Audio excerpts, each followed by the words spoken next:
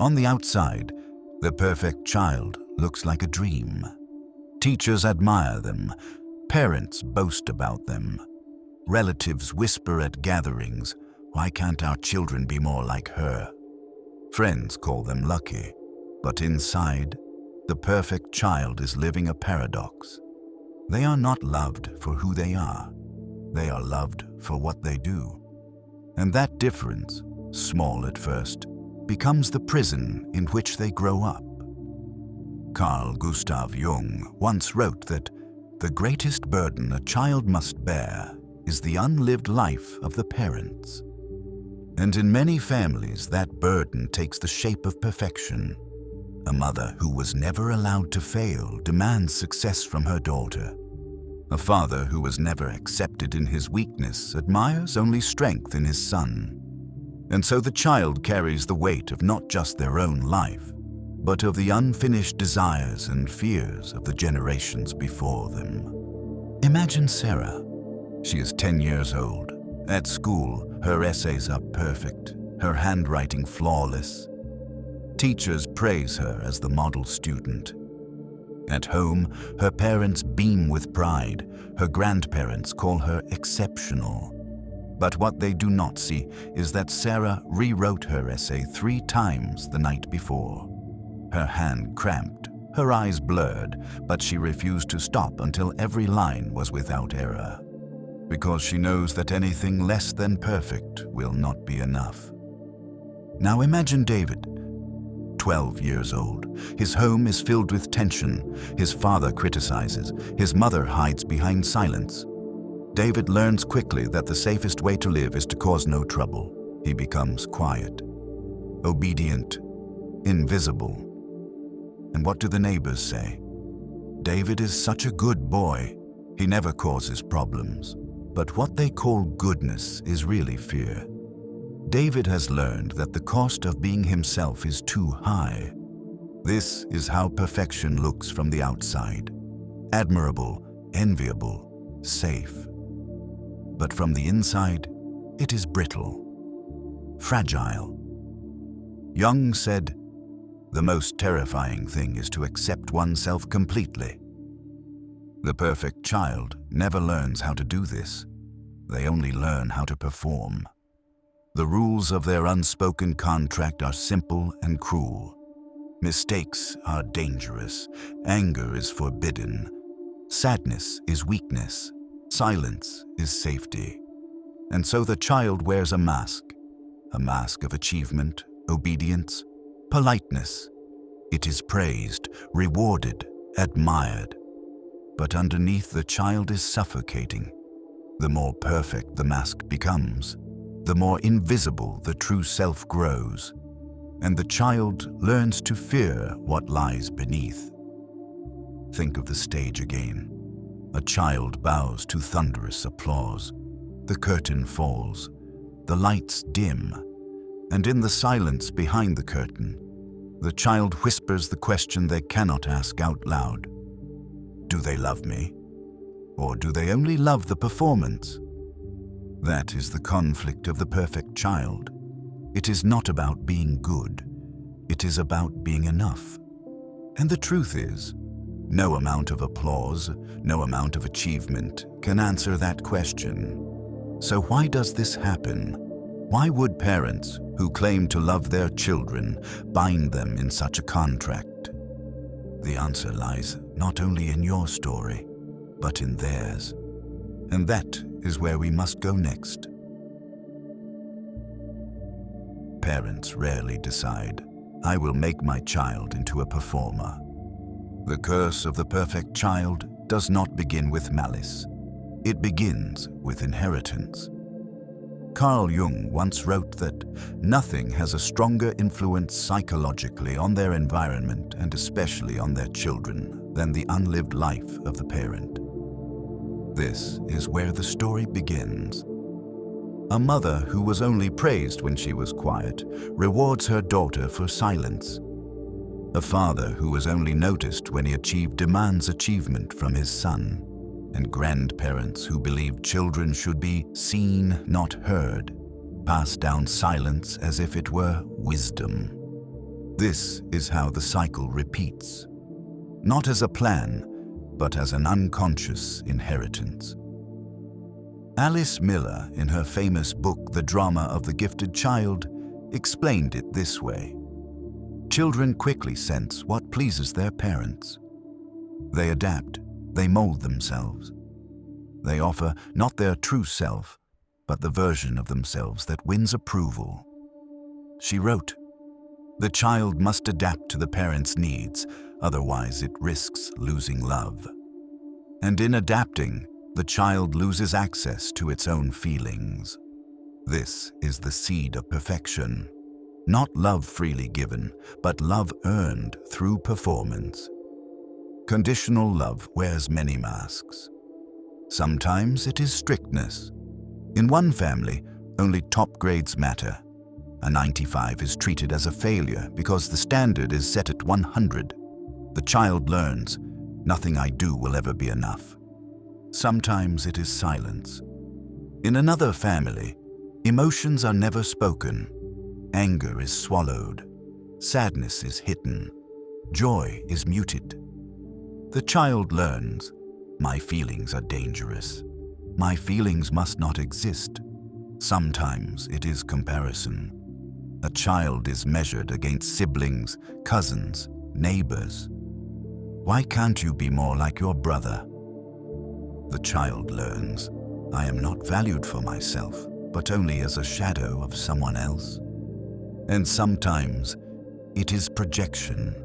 A father who dreamed of being an athlete pushes his son into endless training. A mother who longed for a glamorous career shapes her daughter into the perfect performer. The parent does not see the child. The parent sees their own lost dream. Jung warned of this when he said, "The greatest tragedy of the family is the child forced to live out what the parent did not dare to live themselves." The result is always the same. The child learns that they are not safe simply being themselves. Erich Fromm, in The Art of Loving, distinguished between two kinds of love: conditional and unconditional. Conditional love says, I love you because you please me, because you succeed, because you obey. Unconditional love says, I love you because you are. Nothing more is needed. The perfect child grows up on conditional love, and though it looks like affection, it feels like hunger. No matter how much they achieve, the hunger never goes away. Picture Anna, age 15. She wins awards, earns scholarships, collects trophies. Her parents display them proudly in the living room. Visitors admire the shelves filled with medals. But Anna notices something. When she wins, her parents smile. When she struggles, they retreat into silence. She learns that love is not steady. It comes and goes like weather. And so she doubles her efforts. She works harder, she pushes herself further, but inside, she feels hollow. Or picture Daniel, age 11. His father lost his career dreams early in life. Now he watches his son play piano and says, "You will succeed where I failed." Daniel practices every day, terrified of mistakes. His father beams when he performs flawlessly. But when Daniel tries to say he no longer enjoys music, his father looks disappointed, and Daniel feels not only guilt, but shame. He learns that he must carry his father's unfinished story, even if it destroys his own. This is why it happens. Not because parents hate their children, but because parents pass down what they themselves once endured. The problem is this: what begins as love soon becomes control. And what begins as survival for the child soon becomes a mask they cannot take off. Miller described it perfectly. The tragedy is not that the child had to play a role. The tragedy is that the child forgets there was ever a true self behind it. This is the real cost of perfection. It is not just exhaustion, it is not just anxiety. It is the slow disappearance of the real self. And so the child grows into adulthood, never truly knowing the answer to the question, am I loved for who I am or only for what I do? That is why the curse does not end in childhood. It follows into every stage of life. And this is where we go next. If this journey eases something inside you, stay with us. Subscribe, and each step will bring a little more clarity. Thank you. The curse of the perfect child does not end with childhood. It mutates. It changes its mask. The same rules that once kept peace in the family now return in adulthood as invisible chains. The child who was rewarded for pleasing becomes the adult who cannot stop performing. Think about work. The perfect child grows into the flawless employee. They arrive early. They stay late. They double-check every line of an email before hitting send. Colleagues admire them. Managers reward them. On the surface, they look unstoppable. But inside, they are terrified. A single mistake feels catastrophic. A missed deadline feels like betrayal. Rest feels impossible because rest feels unsafe. I once heard a woman describe her work life this way. I don't relax on vacation. I don't relax on weekends. I don't even relax after a success. Because all I hear in my head is, do it again. Do it better. Don't let them see you slip. That is not ambition. That is survival. Now think about relationships. The perfect child often becomes the partner who always gives, always adapts, always pleases. They anticipate the needs of the other before those needs are even spoken. They sacrifice, they compromise, they bend. And in return, they are admired for being selfless. But underneath, their devotion hides fear. Fear of rejection, fear of being left behind, fear of discovering that if they stop pleasing, the relationship will crumble. Alice Miller observed that adults who grow up in roles of perfection often struggle most in intimacy. She wrote, "What is repressed in childhood must return in adult relationships." The unlived feelings resurface, demanding recognition. And so, in love, the perfect child feels torn. They long to be seen, but they fear being real. Now consider friendships. Here, too, the perfect child shows up as the dependable one, the listener, the fixer, the strong one who is always there, always supportive, always stable. But they rarely ask for help. They rarely admit weakness. And so, even among friends, they feel unseen. The paradox is this: the world admires the perfect adult.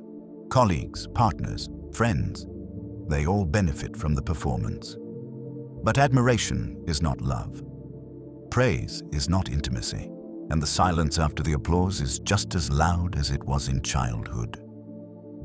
Donald Winnicott, the British psychoanalyst, described this with piercing clarity. He called it the false self. The false self is the version of a person that develops to meet the demands of the environment. It is smooth, efficient, impressive, but it hides the true self, which remains fragile, buried, and terrified. Winnicott warned, the false self may carry on a whole life, but the cost is a sense of unreality, of emptiness, of never truly living. Think about that. A whole life lived in performance. A whole life admired, but never seen. A whole life productive, but never authentic. This is the adult trap. The applause has grown louder, the stage has grown larger, but the silence is the same. Let's make this more concrete. Picture Maria, now 35. She's a lawyer, highly respected, known for her tireless work. She bills more hours than anyone else in her firm. On paper, she is thriving, but every night she collapses into bed, numb. She tells herself, just one more case, just one more promotion. But when the lights are off, she whispers, why does it all feel so empty? Picture James, age 40. In his marriage, he is attentive, responsible, devoted. He cooks, he cleans, he manages finances, he never forgets an anniversary. His wife praises him as the perfect husband. But James knows the truth. He has never once told her when he was angry. He has never admitted when he felt overwhelmed. He has never risked being vulnerable. And deep down, he fears that if he ever stopped performing, she would no longer want him. Picture Clara, 28. Among her friends, she is the dependable one. The friend who listens, who gives advice, who helps with every crisis. Everyone says, Clara is the strongest person I know. But Clara never tells anyone when she is crying alone. She never admits when she is lost. And sometimes, when she scrolls through her phone at night, she wonders, do they like me, or do they just like what I do for them? 3 different lives, one same trap. This is why the adult trap is so painful. Because it looks like success, it looks like love, it looks like stability, but it feels like emptiness. Jung warned of this when he wrote, "The most terrifying thing is to accept oneself completely." The perfect adult never dares this. They continue the mask, they continue the performance, they continue the applause, terrified of silence. And yet, the silence always returns. In the quiet hours of the night, when there is no work, no partner, no friend to please, the old question rises. Am I only loved when I am useful? If you recognize yourself in this, pause. Sit with the thought. You don't need to comment yet, but acknowledge the weight, because recognition is the first step. And if you cannot rest, if you cannot breathe, if you cannot stop performing, then you already know the curse of the perfect child has followed you into adulthood. But here is the important truth. The trap is not final. The labyrinth has exits. And in the next part, we will begin to find them. The perfect child grows into the perfect adult. The mask has become so polished, so practiced, that even the adult forgets it is a mask.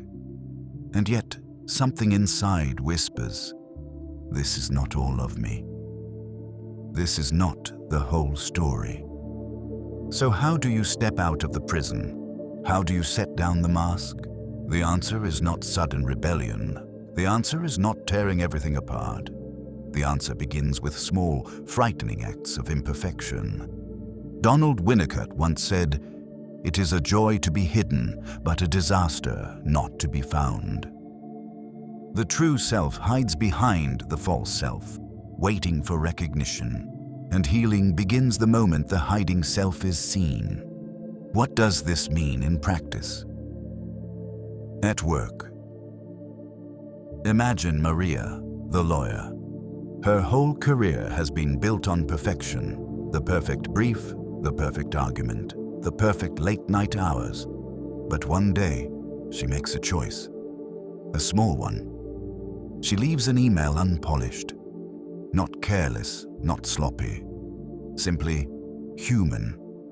And she sends it. The world does not collapse. Her boss does not explode. The client does not vanish. For the first time, Maria sees that perfection was not required. This is the first step, testing the belief that mistakes equal rejection, because they do not. In love. Now think of James, the perfect husband. He has always been attentive, responsible, devoted, but always from behind the mask. One evening, instead of saying everything's fine when he feels exhausted, he tells the truth. I feel overwhelmed. It is not dramatic.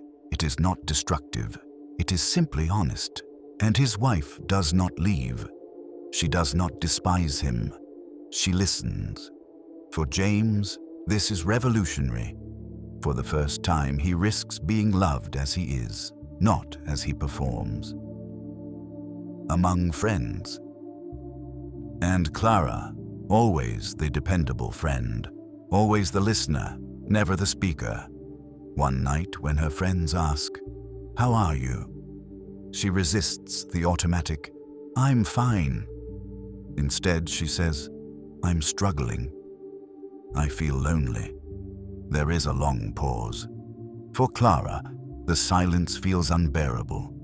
She expects awkwardness, distance, maybe pity.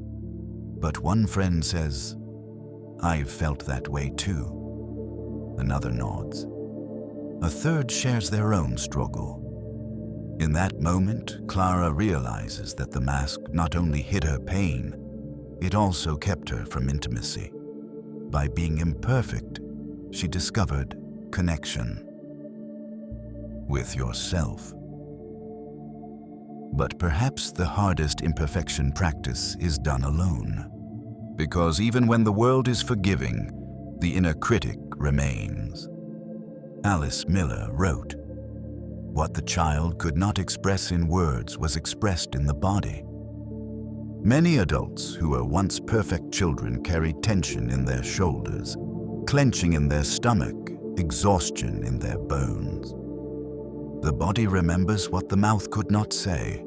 So practicing imperfection with yourself might look like this: leaving a dish unwashed overnight, allowing yourself to rest while tasks remain undone, sitting with sadness instead of rushing to cover it with work. Each small act of imperfection is a rebellion, not against parents, not against society, but against the lie that love must be earned. Why it feels impossible. Of course, it sounds simple, but it feels unbearable. Why? Because the child's nervous system was trained for danger. A wrong answer once meant criticism. A messy room once meant punishment. A moment of anger once meant rejection. So when the adult dares imperfection, their body floods with fear. This is why imperfection must be practiced like exposure therapy. Small steps, small risks, small experiments. Each one proves the world is not as dangerous as childhood made it seem. Jung called this process individuation, the slow journey of becoming whole, integrating the shadow, accepting the rejected parts of the self. He wrote, "One does not become enlightened by imagining figures of light, but by making the darkness conscious." For the perfect child, the darkness is not evil. It is simply their true, messy, vulnerable self. And to make that self conscious is the real work of healing. The spiral of practice. Think of it not as a straight path, but a spiral. You will return to the same fears many times. You will risk imperfection, feel terrified, retreat into the mask, then try again. Each loop of the spiral goes a little deeper, a little freer. Maria will send imperfect emails again and again until she learns that her worth is not measured in flawless grammar. James will admit exhaustion again and again until he learns that intimacy grows through honesty, not performance. Clara will share her struggles again and again until she learns that connection deepens in vulnerability. And you, listening now, may need to practice dozens of small imperfections before your body finally believes, "I am safe." A pause for reflection. So pause with me here. Think of one area in your life where perfection still controls you. Work, love, friendships, even the way you speak to yourself. Ask yourself, what would happen if I risked imperfection here? Not a dramatic failure, not destruction, just a small act of honesty, or rest, or refusal. What would happen if you whispered the truth instead of smiling? What would happen if you left the floor unswept, the project unfinished, the mask unpolished? The fear will tell you, disaster. But the truth, tested again and again, is different. The world will not collapse. The mask can be set down, and in that moment, the prison door begins to open, extending the path. But remember, this is not a quick fix. It is not a single choice, but a lifelong practice. The perfect child does not vanish in adulthood. They live inside you still, terrified, waiting for reassurance. Healing means learning to reparent that child, to say to them what was never said before. You are enough. You do not need to perform. You are safe with me. That voice, your own voice, is what slowly replaces the applause. The prison of perfection is not only built from applause, it is guarded by a voice. Even when parents are no longer present, even when the family is far away, the voice remains. The voice that whispers, "Do better." The voice that scolds, "That's not enough." The voice that sneers, "You will only be loved if you try harder." This is the inner critic, the ghost of conditional love. The echo of a parent's disapproval lodged in the child's psyche, carried into adulthood. Carl Jung described these echoes as complexes, bundles of emotion and memory that seize control of us, often without our awareness. The inner critic is the perfection complex in action. It is the internalized parent repeating the old contract. Alice Miller wrote, "The child's need for love is so absolute that even cruelty is transformed into necessity. The child accepts the harsh voice, and in adulthood, the voice becomes their own. That is why so many adults cannot escape perfection. They carry their parents inside them." Picture Sophie, 32. Her parents live in another city. She's independent, successful, admired. And yet, every time she makes a mistake at work, she hears a voice. Not literally her father's voice, but something close. "You'll never be good enough." The voice is so automatic, so woven into her thoughts, that she no longer questions where it came from. She believes it is her own. Picture Marcus, 27. He grew up in a family where achievement was everything. His parents barely speak to him now, but when he relaxes, when he tries to rest, he hears the same sentence he heard as a boy. "Don't be lazy." Even in their absence, they govern his life. This is how the critic works. It does not need parents in the room. It does not need anyone watching. The critic watches for them. Erich Fromm warned of this in Escape from Freedom. He wrote that many people flee from true freedom because freedom is frightening. It means standing without the old rules, the old structures. So they cling to authority, even if that authority is cruel. For the perfect child, the inner critic becomes the authority they cannot let go of. And yet, the critic is not the truth. It is only an echo. So how do we confront it? The first step is recognition. To notice when the critic speaks. To pause and ask, whose voice is this? Is this really mine? Or is this a voice I inherited? The second step is naming. Some therapists encourage giving the critic a name. Father's voice, the judge, the shadow teacher. By naming it, you separate it from yourself. The third step is responding. Instead of obeying the critic automatically, you challenge it. You answer back. You say, "I'm allowed to make mistakes. I'm allowed to be tired. I'm allowed to be human." This may sound simple, but for someone raised as the perfect child, it is radical, because the critic once guaranteed survival. To defy it feels like risking love itself. But here is the truth. The critic is not love. It is the absence of love. disguised as necessity. It kept you alive as a child, but it strangles you as an adult.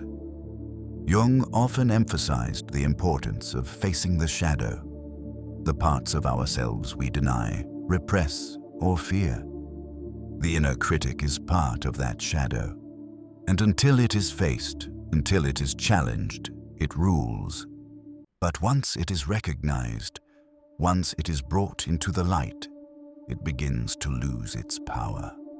Imagine Sophie hearing the old voice say, "You'll never be good enough." This time, she pauses. She whispers to herself, "That's not mine. That's his," and for the first time, the words do not cut as deeply. Imagine Marcus hearing, "Don't be lazy." This time he says, "Rest is not laziness. Rest is human," and for the first time, he takes a nap without guilt. These are small victories, but every small victory is a crack in the prison wall. The critic does not disappear overnight. It will return again and again. But each time it is recognized, each time it is answered, it grows weaker, and each time the true self grows stronger. We have seen how the mask is built. We have seen how it follows into adulthood, into work, into love, into friendships.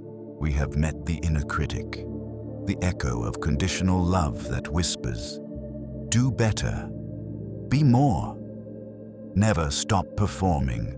And perhaps, as you listened, you recognized pieces of yourself. The exhaustion after achievement, the emptiness behind applause, the silence after performance. If you did, then you know the curse is real, but you also know it can be broken, because the prison door was never locked, because the critic's voice is only an echo, because what you longed for as a child is still possible as an adult.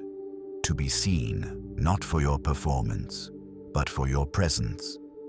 This is only the beginning, because the perfect child is not the only role in the family labyrinth.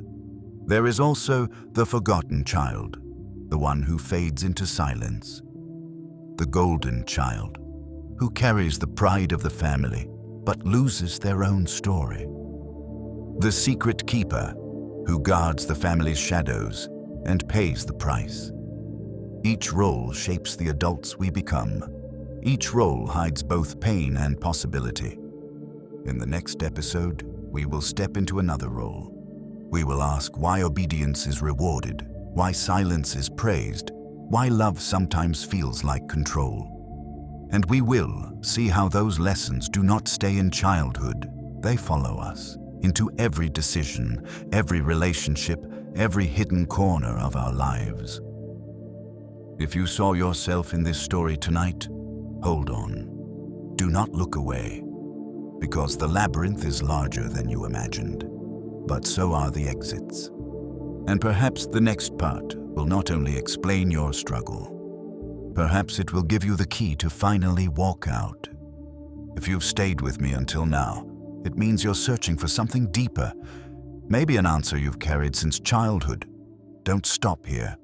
Perhaps the next video holds the key you've been waiting for, the piece that helps you untangle another thread of your story.